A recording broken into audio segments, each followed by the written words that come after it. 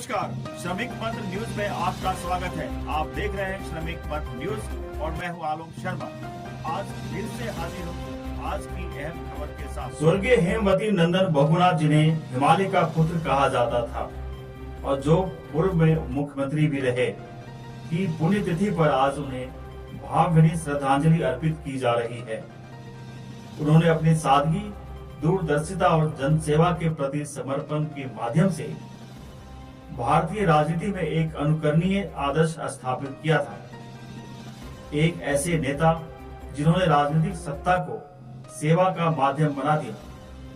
उन्हें आज न केवल उत्तराखंड प्रदेश बल्कि देश द्वारा नम आंखों से याद किया जा रहा है। आपको बता दें कि राजधानी देहरादून स्थित एमडीडीए कॉम्प्लेक्स में पूर्व मुख्यमंत्री विजय बहुगुणा, कैबिनेट मंत्री सौरभ बहुगुणा, वित्त संसदीय कार्य एवं वन मंत्री सुबोध उनियाल, राजपुर के विधायक खजान दास, देहरादून के महापौर सौरभ थपलियाल, पार्टी के वरिष्ठ पदाधिकारी और देहरादून के जानी मानी हस्ती राकेश बत्ता शामिल थे। स्वर्गीय हेमवती नंदन बहुगुणा की पुण्यतिथि पर उन्हें पुष्पांजलि अर्पित की और अपने हिमालय के पुत्र को हृदय से नमन किया।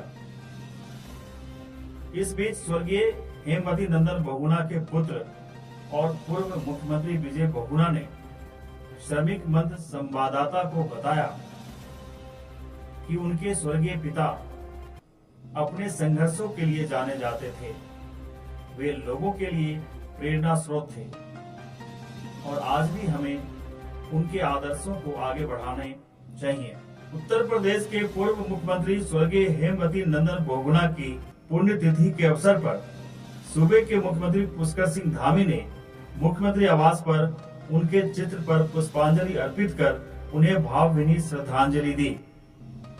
इस अवसर पर स्वर्गीय बहुगुणा के व्यक्तित्व को याद करते हुए पुष्कर सिंह धामी ने कहा कि वे एक दूरदर्शी नेता और एक कुशल प्रशासक थे।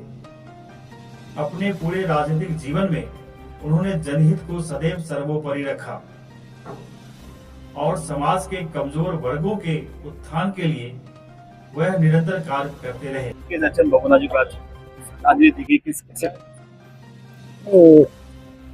उनका उत्तराखंड से प्रेम और उत्तराखंड वासियों का उनसे प्रेम, ये तो बहुत ही ऐतिहासिक और स्मरणीय है।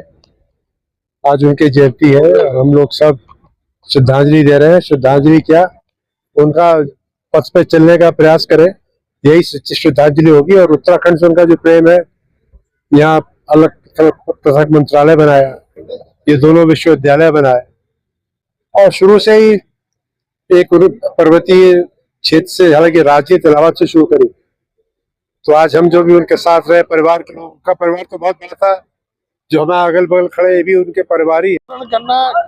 बहुगुणा एक विचार थे, बहुगुणा व्यक्ति नहीं थे और उनके विचारों पर चलकर जिस तरह हम लोग आज जन सेवा में लगे हैं, तो ये उन्हीं की प्रेरणा है। तो वैचारिक रूप से अगर आपने किसी ने स्वीकार कर लिया तो विचार कभी मरता नहीं है। तो बहुगुणा विचार के रूप में हमें तो जीवित है। पूरी है कि जब भी मैं कोई काम करता हूँ या अपने मंत्रालय में या अपने क्षेत्र में, मैं सबसे पहले यही सोचता हूँ कि कोई ऐसा काम ना हो जाए जिसकी वजह से उनकी कमाई हुई जो इज्जत है उसमें कहीं ना कहीं कोई लालचन लगे। मैं हमेशा अपने कामों से करने से पहले ये जरूर सोचता हूँ कि आज मैं कहीं पे भी हूँ अपने दादाजी की वजह से हूँ, दादाजी के नाम की वजह से, उनके सम्मान की वजह से, उन्होंने जो इज्जत कमाई उसकी वजह से हूँ। तो मेरी वजह से कोई ऐसा काम ना हो जाए जिससे स्वर्गीय हेमवती नंदन बहुगुणा जी का नाम खराब हो। और मैं उम्मीद यही करता हूँ कि जो सीख उन्होंने पिताजी को दी या पिताजी ने मुझे दी या सुबोध भाई के साथ मैंने बहुत काम किया है पिछले विधायक के रूप में भी, तो इन सब से सीखने को भी मिला है और कोशिश यही करता हूँ। देहरादून से श्रमिक मंत्र संवाददाता की खास रिपोर्ट।